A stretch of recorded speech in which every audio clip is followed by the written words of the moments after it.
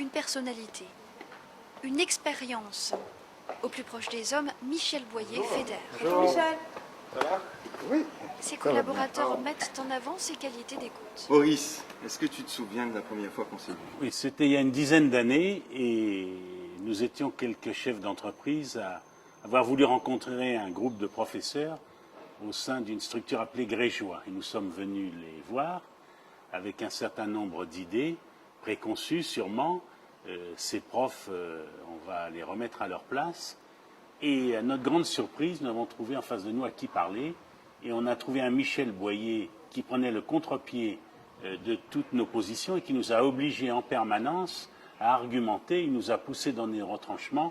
On s'est dit, ça c'est un gaillard avec lequel il va falloir compter, sûrement. Lorsque j'ai rencontré pour la première fois Michel Boyer, j'étais une jeune recrue à l'Université de La Réunion et j'ai été fasciné par sa disponibilité à l'écoute.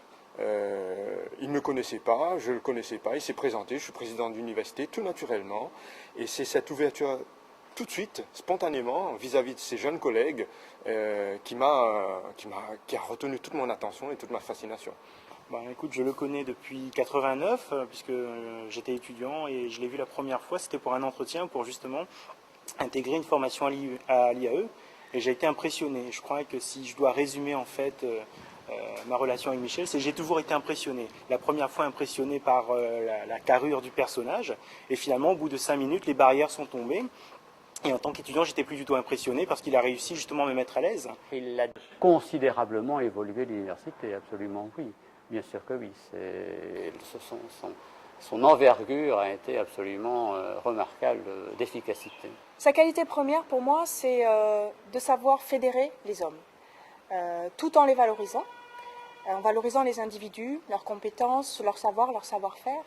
Et c'est ce que j'apprécie avant tout chez Michel, c'est cette volonté de travailler systématiquement en équipe, en respectant les opinions de chacun, en respectant les différences.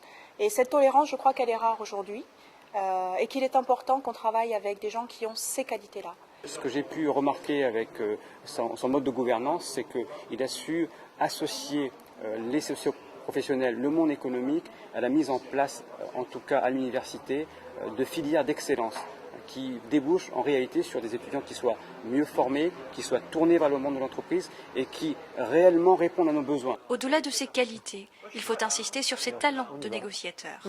C'est lui qui est à l'origine d'une implication forte des collectivités dans le financement de l'université. Et sur le plan national, à 2 reprises en 1998 et 2002, Michel Boyer a doublé le financement du contrat d'établissement.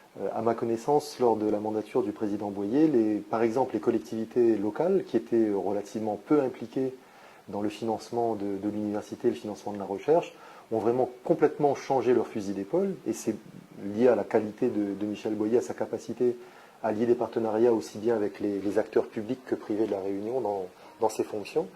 Les montants de ces participations ont été multipliés par plus de 10 en l'espace de 4 ans de présidence.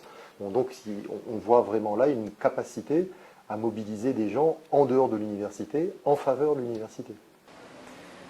Je voudrais dire à ceux qui ne me connaissent pas, également confirmer à toutes les personnes qui me connaissent, toute ma détermination à travailler pour que notre université occupe sa place, occupe toute sa place dans notre environnement.